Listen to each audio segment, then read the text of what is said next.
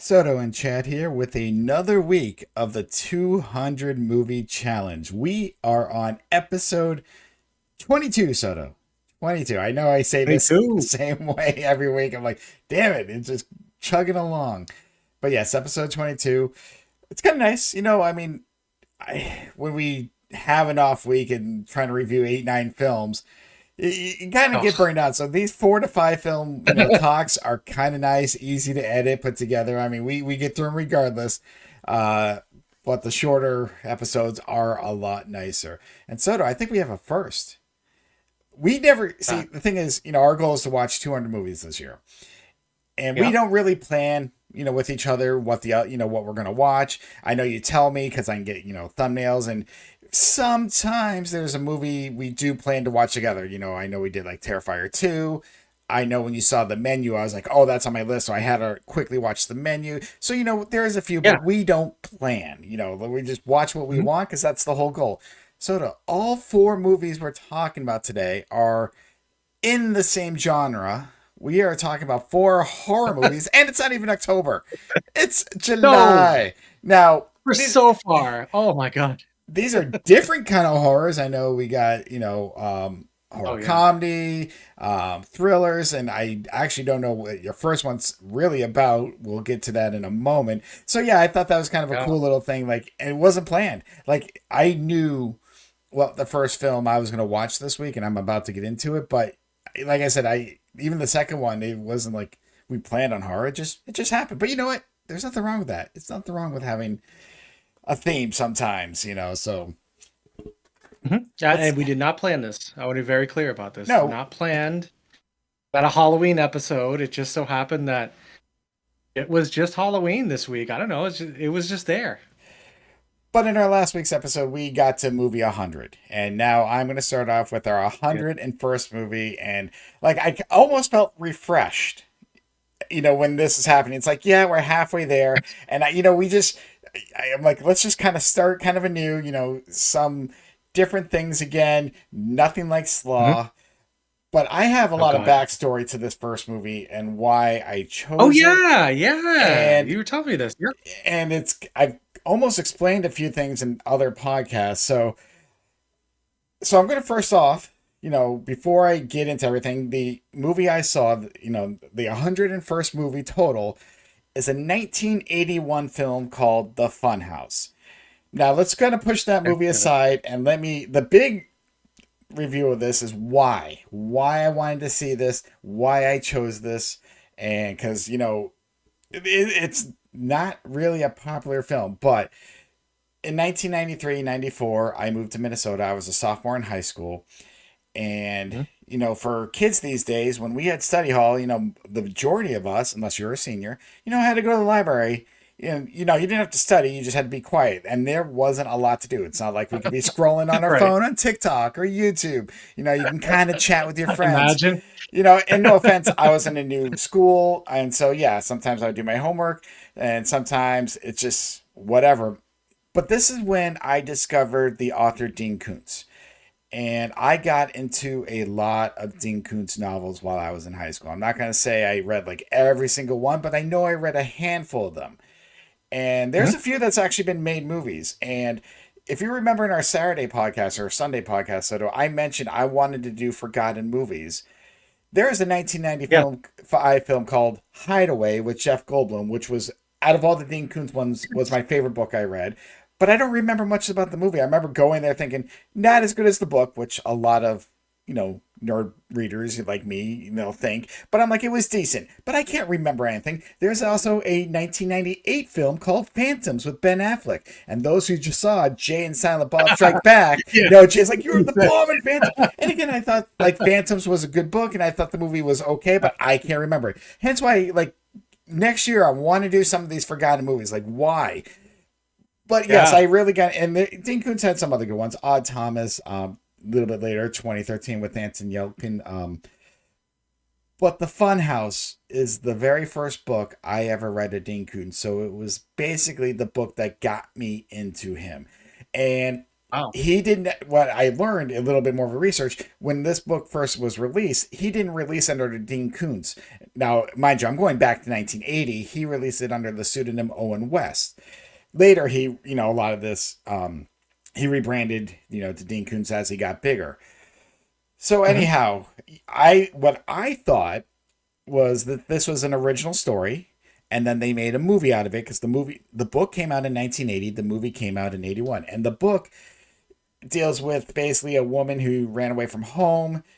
She falls in love with someone at the carnival who happens to be a Satanist.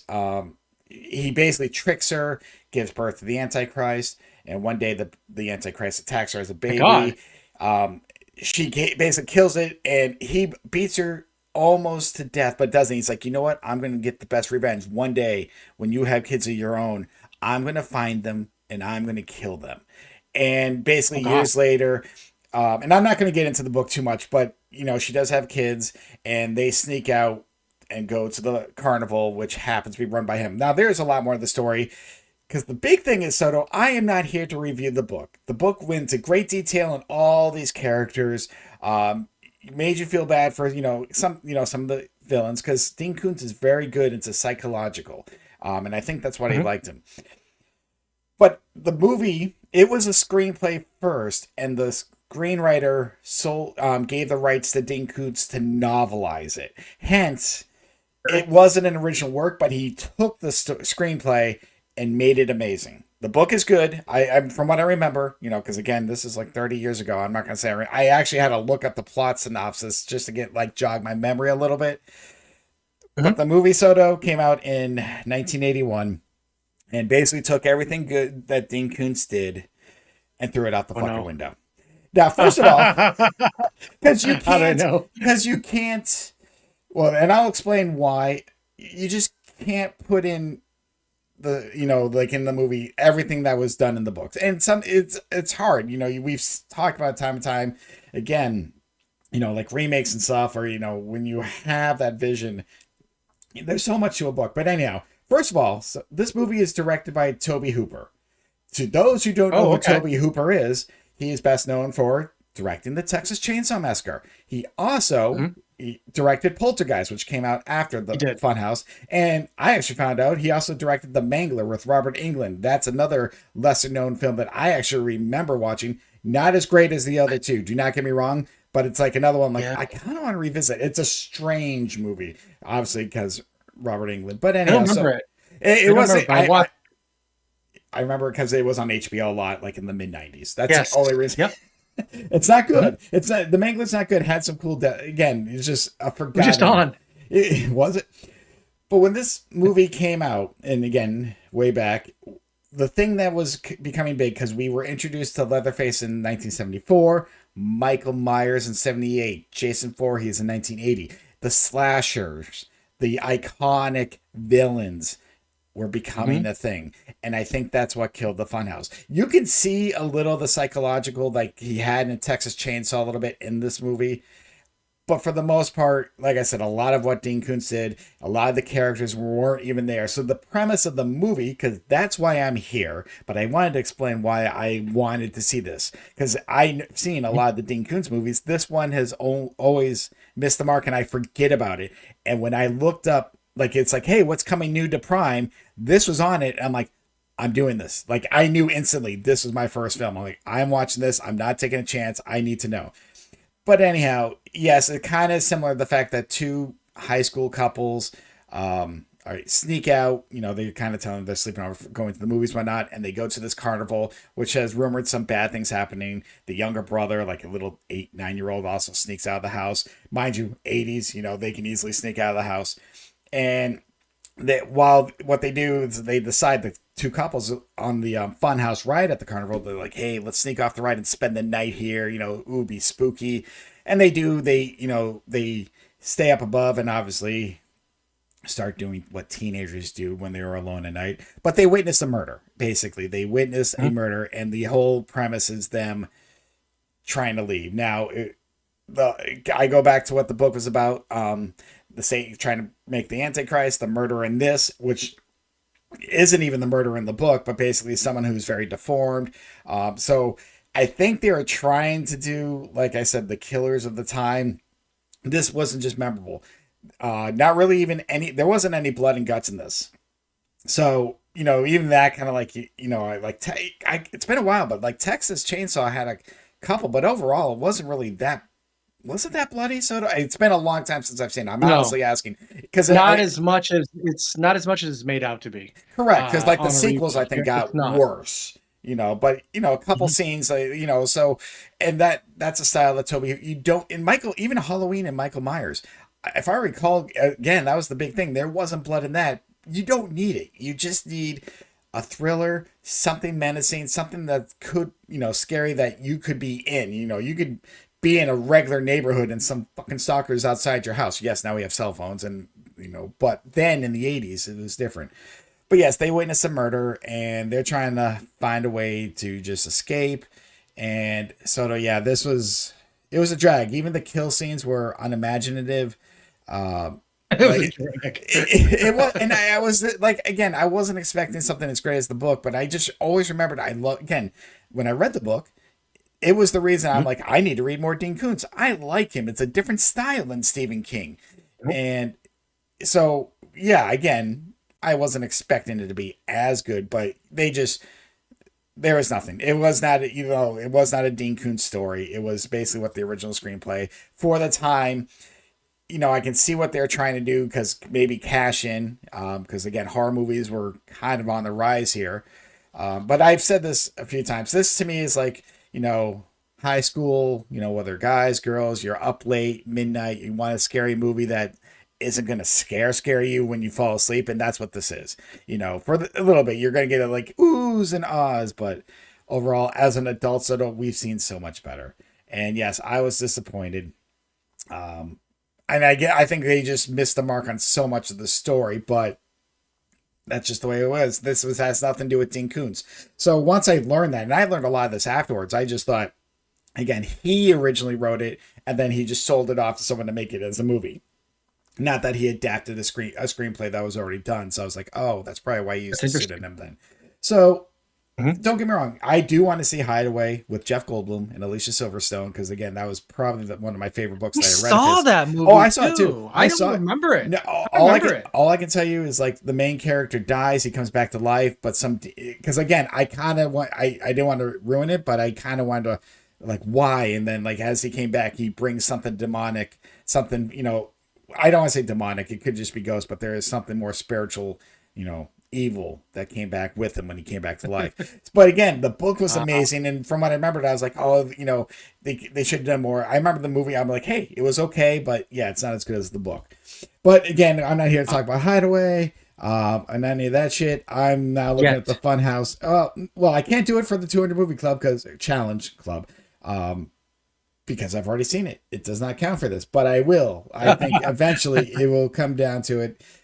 Even next year, I want to do forgotten movies, and that might be one that I need to see again. So, anyhow, for those, who is this for? I mean, if you like old school thrillers, not a lot of blood and guts, you want just cheap thrills, see this movie. Like I said, I mean, it had a couple decent parts, but just overall, the characters were lacking.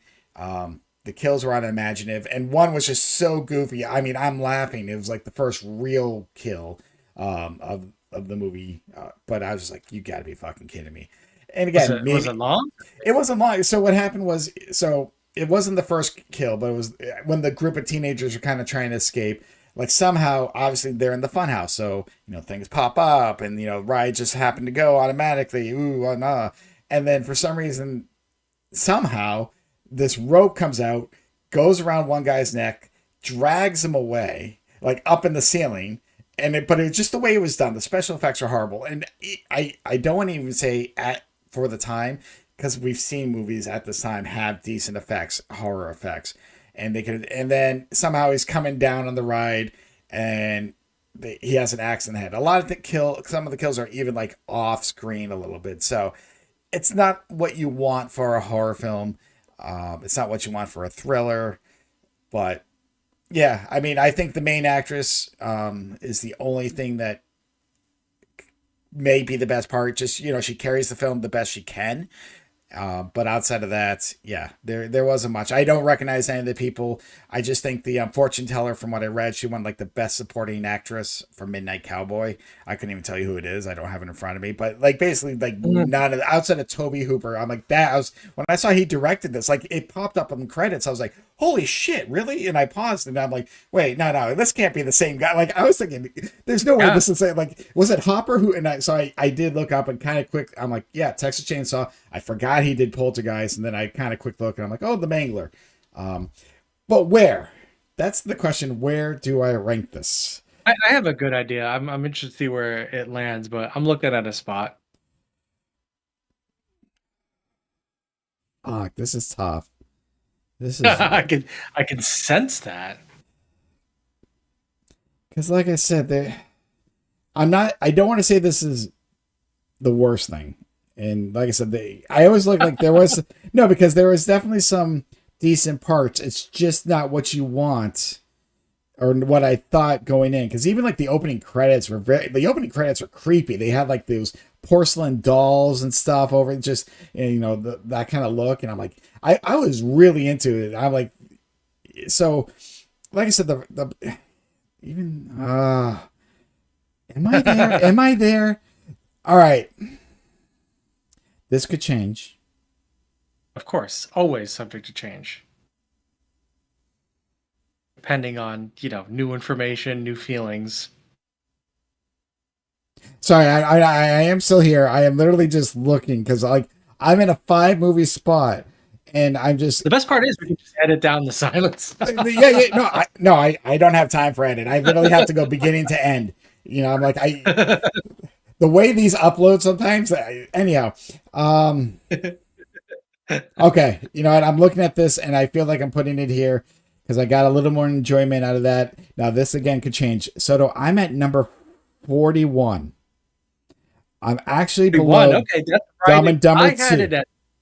I had it at 40 was my mind. See, How you were just I was like, I looked at like that 38, 39 first, yeah, and I'm like, felt right. so 39, right? Mandela effect, and yeah, it wasn't good, but I like the concept and I don't consider that a thriller movie, but the concept drove that movie. It's very intriguing, and as much as Dumb and Dumber 2 was disappointing, I still laughed at some parts. And that's, Mhm. this is, again, now you're going to hear what I say about the Funhouse. And some parts I was entertained. I was like, okay, because it did grab me in the beginning. And again, I was trying to figure out, and I'm trying not to let nostalgia win me over a little bit as well. But trust me, Mhm. like I said, nothing Dean Koontz had on this. It was just a typical 80s, early 80s, late 70s, early 80s thriller. The kind of the horror movies that came out of that time, except this one just didn't have blood. Yeah, no, I mean, like I said, I mean, outside of the main actress and maybe the carnival guy, kind of was interesting, but very few scenes. So it was just, that's the hard part. So I think that's where I'm at right now. I'm going to put the Funhouse at number 91, 41. 41. Okay, Yeah, gotcha. that's kind of where I'm at now. As we know and what we've done, we've edited this list from time to time, and this could Yeah. change. But I'm just feeling it there because again, it's kind of similar to Dumb and Dumber 2, where I did enjoy some parts, but overall, like I don't need to go see this again. This might just be a good talking point, if I'm talking films about Dean Koontz or something that comes up. But yeah, no, I was disappointed. I mean, again, I wasn't expecting this to be like a grand horror movie, though. Seeing Toby Hooper's name kind of gave me a little hope. I'm like, okay, because again, this is what 6 years after Texas Chainsaw and right before he did Poltergeist, so this is Mhm. his hotspot time. So I actually was like, all right, but yeah, so no, but the main reason, yeah, I want to say this was the very first book of Dean Koontz's I read. I knew they did a movie. I've been curious, and actually, I think I looked for this movie earlier in the year. It just wasn't free. And then when it popped up on Prime, I said, all right, now's the time. This movie found me right now, 30 years after I've read the books, somewhat doing this project. So I'm glad I saw it. I at least now know, and I can have Mhm. opinions on it. But yeah, if you want a good horror film, this is not it. But if you're curious, it's not gonna. We've seen worse. I've seen worse movies this year, so I'm not gonna say it's the worst Yes, thing you you've sure seen. have. Um, But like I'm not. If you came up to me at Blockbuster Videos, we say, and you ask about this, I'm like, Soto, I don't know if you'll like this. I'm like, if you rent this is on you. That's kind of where I'd be. Kind of like, yeah, slaw. Yeah, it's on you. It's not my fault. Yeah. But let's move away from the Funhouse and let's go to a movie. Funhouse. Your first movie you saw this year, because I think Yeah. this came out this year, didn't it? 2025. Did I see that correctly? Is it It this it year? did come out. Yeah, Ooh, it you came got a out new this one. year. All right, tell me all about it, Soto. So Sinners, a lot of buzz around this movie, big box office hit, and thankfully it came finally free on HBO Max on 4th of July. So I decided to give it um, a good look because I had heard some things about it. I didn't get too much into it. I've said, as far as like trailers and anything go, like we've talked about this before. I hate getting hyped up for a movie.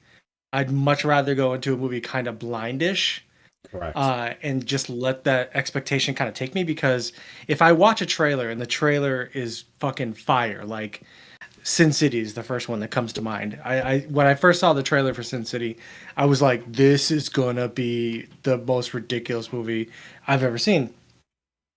And I was very disappointed by Sin City. I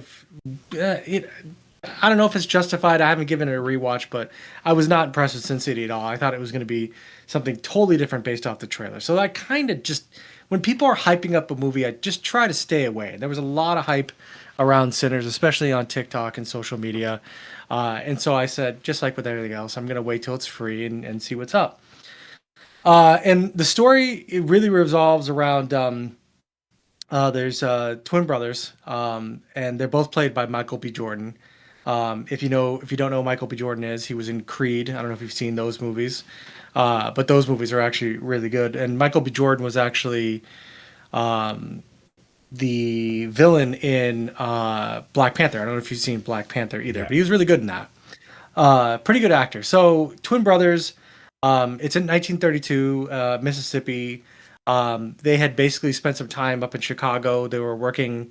It's insinuated that they were working for in the Al Capone circles and everything, and they were also in World War II. So they come back to their hometown with a lot of money, and also a lot of contraband too. They have some Irish beer. They have Italian wines. So it's kind of insinuated that they may have robbed other gangsters. That's kind of like the backstory. But they go back to their town, and with the intention of basically buying what they call a juke joint, which is basically, after they're done working, their people, their community, they can go back into this kind of like little juke joint place to listen to music and just have a good time and just let off some steam. And so they kind of go back to build one of those again. Their cousin is a gifted blues guitarist, basically, young kid. Knows how to play the blues, is fantastic and everything. And so they're getting everybody together that they used to know, and they're like, hey, we're opening up a juke joint. We need some food to be made, we need some music to be played, and we just want to make it like, a place for them, right?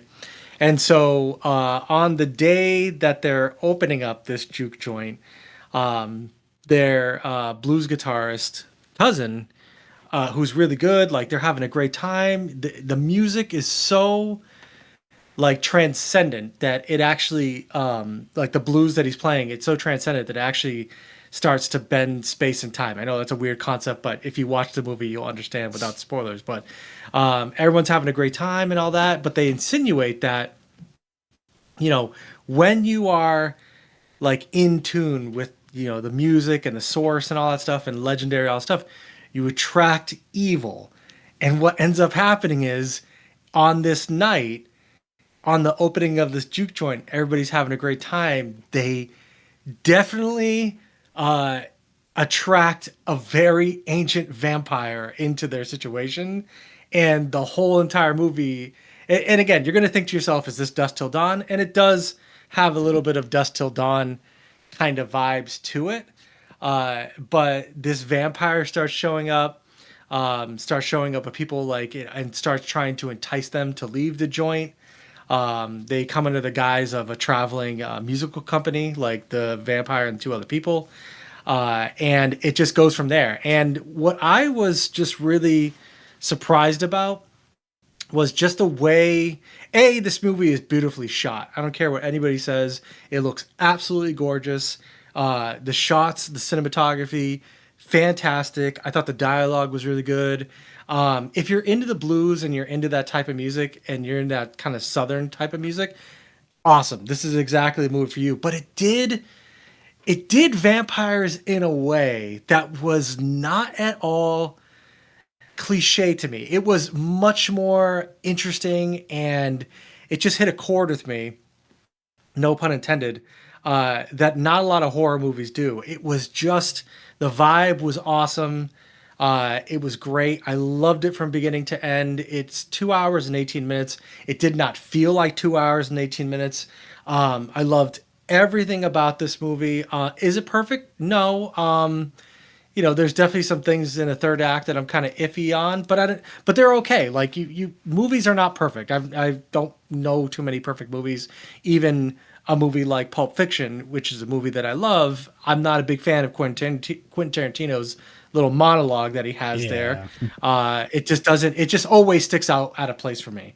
And with a movie like Sinners, it was so good to watch a movie and be surprised by how awesome it was.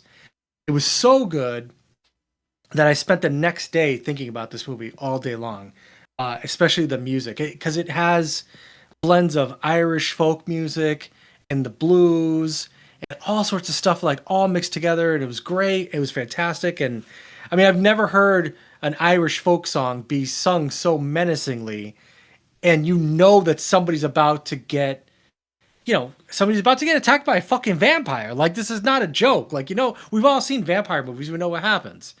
And it was done in such a great way. Super entertaining. I thought about it all the next day.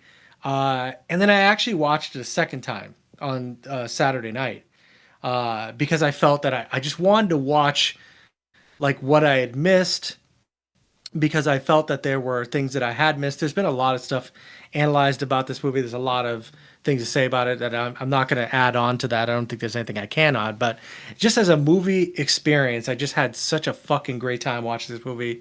It's definitely a movie I'm going to buy. It's probably, I mean, it's not saying a lot, but it's definitely one of the best vampire movies I've ever seen, if not the best vampire themed movie I've ever seen. It's the best movie I've probably seen in 10 years. Whoa.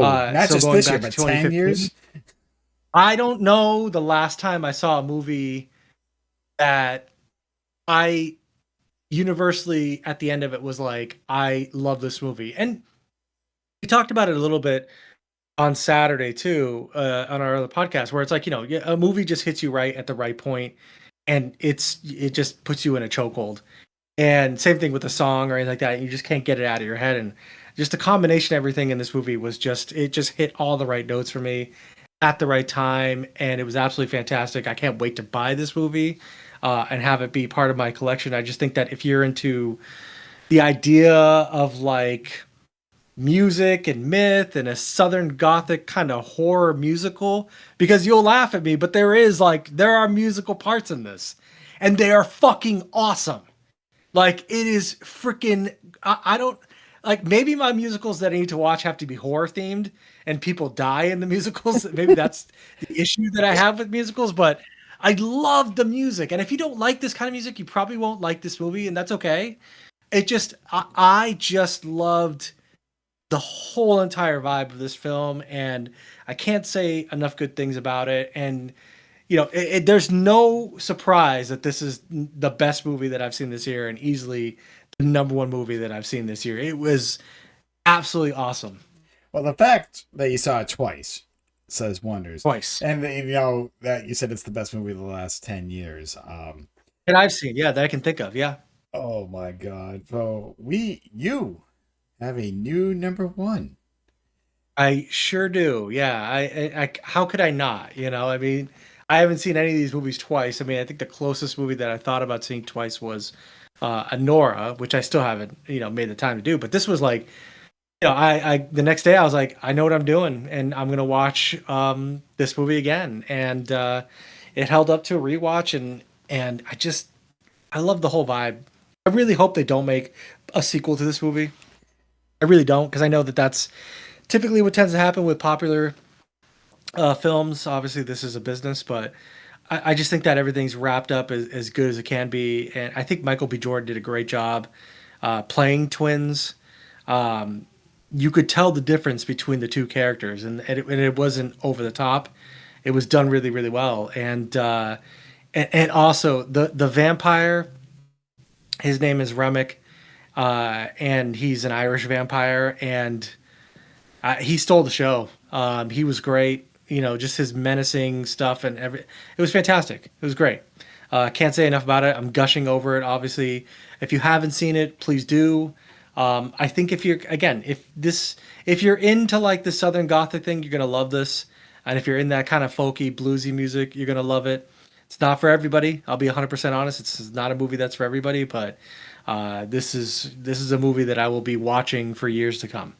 And I know you said you laughed because there is musical elements to this. And there's a difference. Though. Almost. I mean, yes, there's a difference between watching a musical than watching a movie that has musical elements in it, you know. So, yeah, this is probably more up your alley than something, you know, others that you watch or that we made fun of you for.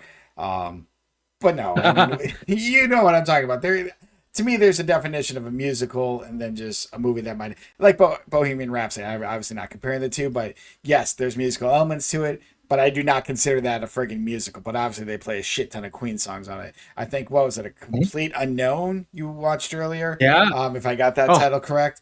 love But it. but that's the Yep. point. You know, so you know you don't love musicals. You know, so well, that's okay. You No. know, we all have our niche and what we like and what we don't like. But the you know just having songs in it and stuff like that, I don't consider that a musical, not in that extent. So I'm just more amazed that you Mhm. watched a movie twice in the same freaking weekend. You know, I mean, like you Yeah. did watch two this week, but if you didn't watch another one, you know, we always joke about like we don't have time to watch movies we've seen, but you had time. So I made time. That's the biggest review I can say for this movie is that I made time to watch it a second time. And and the I don't movie, remember the last time like that I felt this way. I mean, if I'm talking for real, like the last time I felt this way about a movie, if I can think right now, and I've forgotten a lot, but the Sam. last time I felt like this about a movie is probably Kill Bill, back in the early 2000s, where I went in. Some of my favorite movies, like I said earlier, I go in blind, and they surprise me. And this movie was uh, definitely surprising. I had not seen a lick of any advertisements for it, and I'm happy I didn't. I'm just again amazed you got a new number one. But Yeah, and it's got songs in it, Soto. That's the it best sure part. does. The Ah. songs I've been listening to ever since. But Soto, let's change gears to another horror movie. And let me tell you about the second movie I saw this week. I saw a 2017 film called Mayhem. And the reason Oh why yeah. I chose this is I think I've said this from time to time in our podcast. There is a podcast slash YouTube channel that I've watched, listened to every now and then called Dead Meat. They reviewed this a few years ago, and there was always one like, I should check that out. And finally, I think I was on Netflix or to wherever the frig I saw it, and I just saw the cover, and I'm like, all right, this is it. It comes in at an hour 28, so I'm like, this is a good time. You Ooh, know, quick, easy, and ooh, to the point. And yes, great. that's what this movie is. This movie stars Stephen Young, um, Glenn from The Walking Dead, and it also stars Don't get me some started. Samara Weaving, who I know from Ready or Not. She was also in the last couple Scream films. Great friggin' actress. In a lot of these horror movies she does. So I was like, okay, these two. I knew Stephen Young was in it. I forgot Samara Weaving was in it. So I'm like, I'm into it. So Soda, let me give you Mhm. the premise, because yes, though this is horror, this is I would consider this is considered horror comedy. And I kind of the best one I can compare it to, weirdly enough, is a movie I watched last year when we were thinking about doing this called The Belko Experiment, where it's just a lot of crazy shit happens. But Soto, let me get you ready for some of this. So obviously now I want to remember I said this movie came out in 2017 because there is going to be Yep. something very ironic about how I start this. So Soto, there's this new virus called the ID7 that is kind of going Okay. around. Now What it does, now it does not kill you, but what it does is it takes over and basically your hormones rise, and as Stephen Young says in the opening monologue, it causes you to do stupid shit like punching your boss in the face or fucking your date in public because you cannot control your impulses. So What the basically, the fuck? instant you think something, you're gonna do it. That thing in their back of mind, like, yeah, I'd like to punch my boss in the face, but I'm not gonna do that because that Like, would get me in oh trouble. no, Yes. intrusive thoughts. There's a line in the Soto, and and he's like, sometimes you got to say what the fuck, and I laugh because we were like, what the fuck, and I'm like, there it is.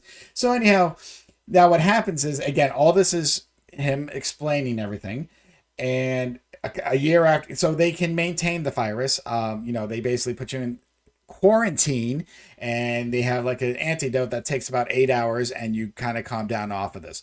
Now they call the people infected redders because you get kind of red eye. Wow, this movie came out in 2017, and we're talking about a virus and redders and quarantine. Okay, so anyhow, Yeah. it's called emotional hijacking. But what happens is, as they're figuring things out with this virus, what happens is a couple years into it, a man who's now infected murders another man, and his lawyer got him off saying, "Well, he didn't kill him. The virus infected him.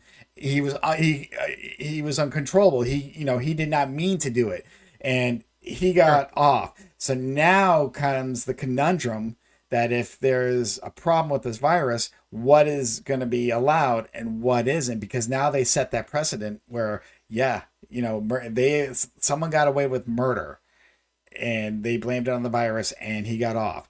So now that's kind of the quick premise that they gave us. So Stephen Young plays Derek. He's been working his way up at a law firm.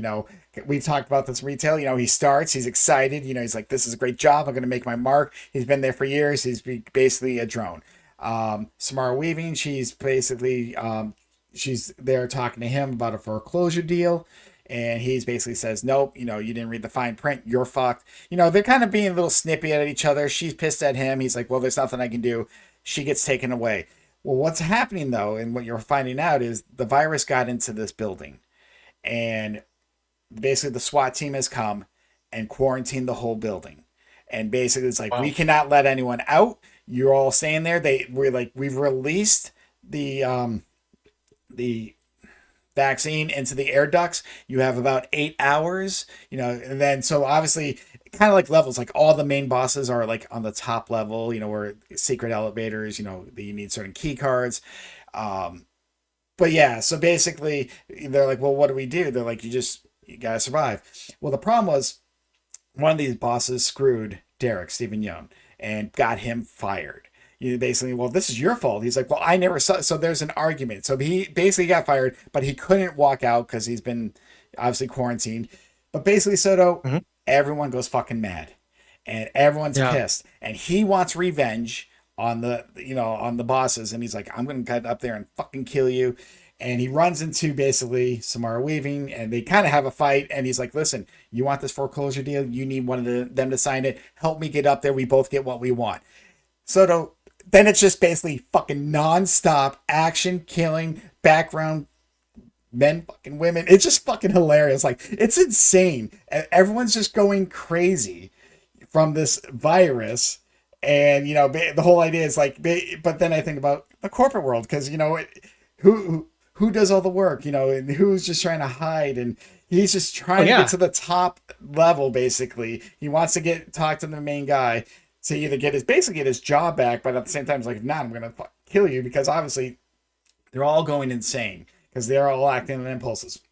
And he tells, Samara Weaving, he's like, listen, we have about 6 hours left. If we can do this, we can get away with it because after all this, we're both getting kicked out. So that's the whole thing. This is an injection fueled movie, nonstop from beginning to end, with crazy ass kills, just crazy ass stories. Like, I'm jaw dropping and I'm laughing at parts just because, kind of like what I go to the Belko experiment, just things you just don't think you see because they're basically in an office setting, So it is so fucking hilarious. And yeah, so I did enjoy it. So for those who just, I can't fully consider this a horror film, though again, it is classified as horror comedy. But it is, that's what it's labeled as, obviously because of the blood and guts and the kills and shit like that. And but again, this goes under like the popcorn flick. You know what? If you're into that kind of movie, if you just want brutal kills, not to the level of Terrifier, that was a level on its own, No, but just no, basically the best thing is she no. finds a nail gun. That's what she uses as the weapon throughout the thing. And I have a question. This trope I've seen in a few movies. I think I saw it in Love Hurts as well. He gets his hand stabbed through. It's through. And then they pull it out. And then, they kind of always do the tape job and like the hand's better for the rest of the movie. I never got that. Like, so Yeah. if we got stabbed through the hand, I'm like, you're fucking not using that hand. You're not punching anyone. You're not doing shit. You're bleeding. I'm like, we've seen that in a lot of action films and stuff like that. Oh my God. Yeah, your hand is definitely dispensable. That's for sure. Or so they I'm tell us. surprised Jason Statham is not in. Jason Statham is not in this. No, no, no. I'm glad. I needed more quality Missed an actors in opportunity. this movie. Oh, Because don't talk shit about Jason Statham. Come on now. Jason Statham plays Jason Statham. We've talked about this again and Every again. time. I'm sorry. Every time. And I get it, Every the whole time. just, because of Crank, trying to keep his heart up. I get, yes, but I had to laugh because as he was going talking about viruses and stuff, I'm like, holy shit, it's COVID-19. But no, it's ID7. But yeah, obviously the premise is there, and it's basically, if you realistically think about it, yeah, you can be like, well, I wouldn't, punch my boss in the face. I wouldn't do this. I'm like, yeah, but you can't control anything. The instant you think it, you do it. And that's, that's kind of the psychology of a lot of these side characters, which is really good because again, they're trying to find key cards. It sounds like a video game to get to the next elevator, to find the next person. Oh, he's got to find the person that fired him. Oh, but they need, so it is hilarious, but it is, you can't take it too seriously. But again, I said, if you just want a fun ride, a popcorn flick, and you just want a lot of kills, a lot of deaths, and it's Stephen Yeun. He was great in this, because he was nice guy Glenn in Walking Dead. And in this, he's swearing, he's badass, he's so not Glenn that I just loved him. He's not one of the, I was worried. I'm like, oh, I'm going to just see Glenn in this character, root for him. No, he's an asshole. He's like your drinking buddy and stuff like that. He's like, and I love that. Nice. But where Oh yeah, ranking. Yeah. am I? All right. We've seen so many. This is gonna crack the. I can see right now. It's probably gonna crack the top 20, but not by much. Ooh, I think I might put it right there. This is out of all what I like to consider the popcorn flicks or just like that. This might be the best one that I've seen, but I like the style. Like I like the dark humor. That is me. I'm very big into that. If you're not into dark humor or a lot of violence, do not see this film. But if you like dark humor and you like just mindless violence, this film is for you, like me. With that said, Soto, I'm going to put this at number 18 at the moment, right underneath my old ass. Right above Happy Time Murders. Because again, never gets old. It doesn't. It's getting older because it's from week one. But like I said, this is my kind of movie. And I get that this is not a movie that will be for everyone. But for what it was, like I just enjoyed the shit out of it. And again, just being an hour 28, under 90 minutes. And once the explanation part gets done, because the opening monologue, yeah, there's a lot of explanation, a lot of deposition. So, but once you get into it, it just does not stop. Like literally from scene to scene, you're just like, damn, damn, damn, damn. It's called Mayhem, right? It's just called Mayhem. Mayhem, yeah, 2017. And I don't know what I was expecting. I kind of just knew the premise going in. And I kind of forgot a lot about that review because I saw it years ago. But again, I like the actor and actress, which probably helped. It was there. And I did like the Belko Experiment. That was another film I watched last year, which I liked. So, yeah. This is basically like the movie Office Space and they just all went fucking crazy. Just that's what it is. But yeah, Mayhem. If you like I said, interesting. Yeah. If you just need mindless violence, go check it out. If you don't, that's all I gotta say. That's where I'm at. Again, this might change. that middle section's always up and down, but right now that's where I'm feeling. I just felt there was more heart to my old ass. There's definitely no heart in Mayhem. I mean, but that's the best I can say. All right. What else can you say? Yeah. What we can say, well, let's get to your fourth and final film, another horror film, and from what you told me, a horror comedy. So Soto, tell me about this movie you saw, because I've never heard this. So what is I it? had What is never it heard about? of it either. So, obviously I'm up against the gun. I've got to watch a second movie. So what do? I text my wife and I say, hey, pick a movie for tonight. I don't care what the fuck movie it is, as long as I haven't seen it. We were under a tight deadline. I was like, I don't care. Just pick a movie. So I come home, and this is the movie that she picked. It stars the girl who worked in Sabrina Teenage Witch on Netflix. So if you're fans of that movie, the lead actress was Melissa Joan Hart.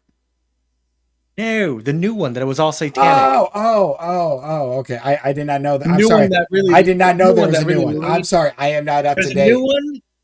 If you like dark shit, the new one, Sabrina the Teenage Witch, is much more into the Satan part of things. Oh wow. It's Okay. darker. It's much more, and it was a huge hit. The only issue is that they canceled it, and there was a lot of fan backlash because it was really really well liked. Sarah loved it, but the new Sabrina the Teenage Witch is not at all. No. Like I was like, okay, all right. Sorry, not to interrupt. No, I didn't know that there was a Satan remake. in it. Okay. So worshiping Satan and all stuff, but it's like done in a TV show. But anyways, so it's a horror movie, Chad. It is.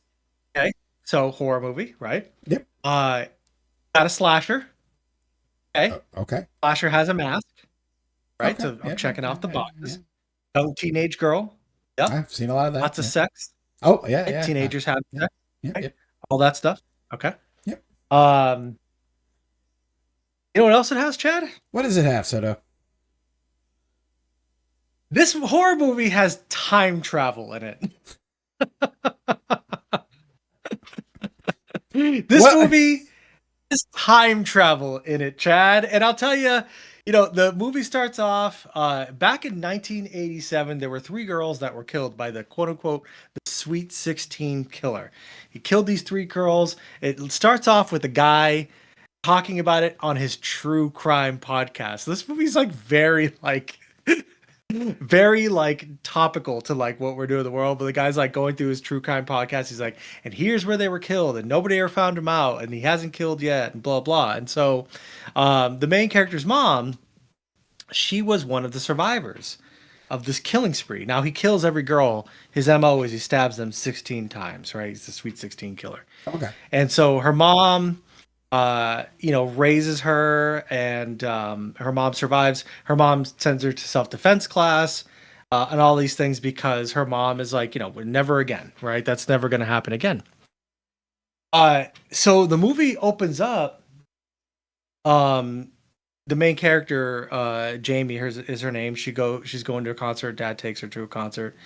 And it's on Halloween night, and while she's gone, the Sweet 16 killer comes in and starts attacking the mom alone in her house. Now her mom's like all about self-defense and all that stuff, and a whole thing ensues. But ultimately, the Sweet 16 killer comes back and kills her mom. And so she's forced to kind of reckon with this. She's grief-stricken, and she doesn't know what's going on. But guess what? Her friend, who is working on a school project, by the way. The school project is a time machine, all right? And so, because of course, movies, right? And the killer shows back up and goes to kill the daughter. And as they're running through this kind of funhouse area, right? One thing leads to another, and guess what? Jamie ends up in the time machine accidentally. And the time machine, by the way, is set up for, guess what? The day where the killings happened. So through one thing or another, the killer hits the panel with his knife and sends Jamie back in time on the night that the murders happened. And so now she's in 1987. She is armed with a cell phone that has the podcast of like the true crime that like where everything is going to be, it tells her, what's going to happen to the killers and what to look out for. Yeah. And so now she has to stop these killings from happening in the past. And it's now you're thinking to yourself, I know exactly what's going through your mind. You're like, this is the most cliche shit you could ever possibly put Well, into a movie. And you know what? It is. And the movie knows that it is because she's walking around and there's this one scene where she goes to the cops and she's like, hey, there's a party. You got to shut it down because there's going to be a murder there and blah, blah. And the guys are like, yeah, sure, whatever. And she was like, have you seen the movie Back to the Future? And they were like, I've heard good things. Bear in mind, this is 1987. She's like, you need to watch Back to the Future. She's like, this is exactly what my life is right now. She's like, I have been sent back and I know these murders are going to happen and blah, blah. So there's all these sort of jokes about, oh my God, this is what happened. So it's like very referential to like these cliches. And I found myself laughing a lot through this movie. I enjoyed this movie. It was dumb. Sometimes movies are dumb, and that's okay. So this movie was dumb. It was entertaining. Like, oh, go ahead. You have a question? no question. I thought you were. Hold on. So I remember when you texted me this, and you did tell me time travel. I actually just forgot about it because old man brain. Yeah. But Soto, don't you remember earlier in this year I reviewed a movie called Time Cut? And Yes. basically it's similar, just not as far back as the 80s. A girl's sister was murdered back in 2003. That's why her parents had another child, so she never met her sister. But for reasons, there's for some reason a time machine in a barn next to like the grave, and then she goes back to 2003. And yes, Yes. she again before the all the murders, because there's other people that murder her sister was the last one. And basically it's like, well, does she save the day and save her sister, which could change her life because she would never get born. So yes, when you told me this, I'm like, oh, we both watched because I do time travel. You just went further back in time, basically. I thought this was when I started watching the movie. I thought, wait a second, did Chad watch this? Because he told me about a movie that had a very similar plot. So I was like having to go through your movie list, and I'm like, he hasn't watched this. So I was like, it sounds like just like something he told me he watched. Like this is eerily similar. Although close. I think this movie doesn't take itself very seriously at all. It's very campy. It's fun. It's an excuse to have 80s music. It's dumb. The time travel logic is shaky at best. Yep. But I found myself entertained. The only problem I had with this movie, not problem, but it just didn't stick the landing, right? How many times have we said this? Like you have a premise, you have set things up, and then you're like, how's this gonna end? And then it ends, and you're kind of like, it just kind of took. It ends like you expect it to with time travel consequences, right? Yep. But it was like, okay, like at the end of it, I was like, okay, like that's how I felt. Although I enjoyed it 2/3 of the way. And I thought it was really good. I thought it was going to have a different twist at the end, as I misread one of the lines, or I misunderstood, or I misunderstood the concept, and I was like, oh my God, I thought it was going to tie everything back together in this crazy way. It did not. So I kind of went into left field, and the movie continued along its stupid path, and then I kind of felt like a little bit empty. But, for a movie that you randomly pick and that you've never seen, it's a Friday night, I thought it was fun enough. I mean, if you like horror and you like stupid ass time travel movies, it was okay. I thought it was the word that I could use is probably cute. I will probably never watch this movie again. I mean, I know I will never watch it again because with a movie like this, it's always kind of like, how did we get there? And that's the only reason you want to watch it. The way that they got there, I was kind of like, okay, whatever. But that is, again, it just threw me for a loop because I thought that you had fucking seen this movie, and I guess you kind of did, but you saw it in a totally different, way. But it is similar. It is cute. It doesn't take itself seriously. I did not, unfortunately, have the 80s music because, again, she goes back in time to 2003. But again, the references, because obviously present day, her smartphone. So that's how she brings that kind of like with the iPod, whatever. And she brings the smartphone back. And that's how she's showing things. Like she can't obviously get online, but showing pictures and stuff. And that's how they believe. But yes, you just don't take it seriously, but similar. it's hard for these kind of movies to stick a landing, or you just have so many different ways that it's going to make some people happy and some people not. So, but Soto, you know where Yeah. we're going with this. Where does do. totally I kill it? do. And now I get it didn't dawn on me, the 80s, like totally, just, it just hit me as I said it again. I'm like, oh Oh yeah. my god, I, dude! But like the funny parts about it that made me like kind of chuckle were like, like they were like, oh, that's Fat Trish, and she'd be like, you can't call her that. That's problematic. Or like people would be saying shit that you would say in the '80s, and she'd be like, you can't say that. That's ridiculous. How would you? Why would you say that? You can't. You're not allowed to. You should not be saying that. And I was like, oh my god, the things that we did in the '80s oh god, were yeah. fucking Even wild. Like 90, oh yeah.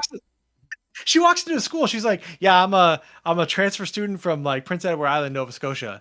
And the person was like, "Okay, cool. Here's your schedule for class." She's like, "You don't need to check my ID or like double check anything." And she's like, "No, like, what are you still doing here?" And she's like, "Oh my god, the '80s." I'm like, "The '80s were like, you do whatever the fuck you want." Somebody in the movie, I think, was also like, "Yeah, just wait until you get onto an airplane. It's even crazier because obviously you just walk onto an airplane with no issues." And You so could walk those up to the little gate. The people dropping you off oh, could wait oh, at the gate, like literally right when you got off. I remember that. Now you can't. There are movies that show that exactly. That's Because like you could do it's it. different now. Oh You could, God, and yes. things have changed, but so that was kind of funny to me because it kind of just referenced it. But those are like it's like a one-off joke, right? It doesn't Yeah. really have much. It doesn't have much more other than just being like, oh yeah, that's kind of funny. That oh yeah, that's right. That is a kind of a problematic way to handle things. But we were okay with it in the '80s and in the early '90s. So as I think of this movie and as I think about it as entertaining and how this movie entertained me, uh, I'm gonna be honest. It's gonna be right under Murder Mystery. It's gonna be 31. I don't think it's a great movie, but I mean, I laughed for a good decent amount of it, and I put it up there with Murder Mystery. Murder Mystery wasn't anything that was um, revolutionary, but I happen to really think that Adam Sandler is funny just looking at his face sometimes. So I feel that this is going to be 31 for me. So might change in the future. We'll see how I feel about things, but I don't think that this movie was trying to do anything other than what it was. I just think that it had really just kind of mediocre ending, and that's kind of what killed it for me. So before you gave your ranking, I had to look up something, and I'm going to tell you this. I was curious. I'm like, where did I rank Time Cut, or where is Time Cut now on my list? Because obviously, as we add more, it goes up and down, whatnot. So it's funny that you said 31, Soto. Time Cut for me, similar movie, is at number 29.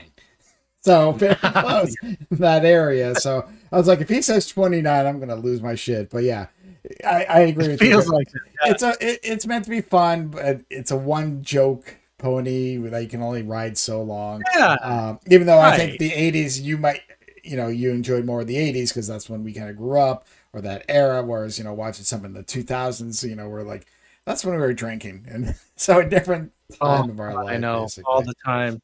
Oh, but Soto, I'll be honest. I that think yeah, that's exactly a great way to put it. So yeah. but that'll do it for us. That's another episode of the 200 movie challenge. We got 4 films, all horror films this week. So Oddly definitely, enough, yeah. and a new number one for you. It's rare that we get a new number one, but you love Sinners, and that's where it'll be. We'll see if it stays that way till the end of the year. Sounds Mhm. of it, it might, because if it's the best movie you've seen in the last 10 years, that's Oh, gonna be hard to for beat. real. That's gonna be hard to beat.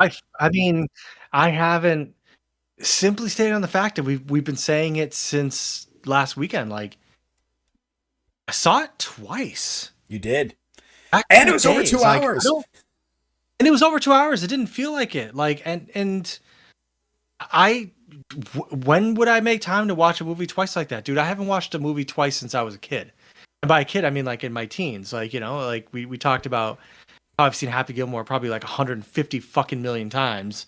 Um, but when you really like movies, you put it on again because you want to go for that ride again. And we started this to watch new movies and get ourselves caught up. And I kind of wanted to see if I could recapture that kind of vibe. And halfway through our little experiment here, I was lucky enough to find a movie. So, and Sinners is definitely it. It's gonna be tough to beat. It's gonna be tough to beat with 6 months left. We'll find out. We'll continue this next week. I don't know what I'm watching next week. I don't know if you have an idea of what you're watching, but as usual, Oh, I don't. we just go on streaming services and find some good movies, or as you usually say, just press play. But join us next Exactly. week because I think, yeah, we'll be going to episode 23. Ooh. Second year, our second half of the year. Excuse me, not second year, second half of the year. We're gonna hit this strong. So anyhow, have a go and let us know in the comments of anything you thought. If you're still listening, or tell us a movie you want us to see because we'll watch it. We may not like it, Yeah. but we'll watch it. But So have we a good do. one, people.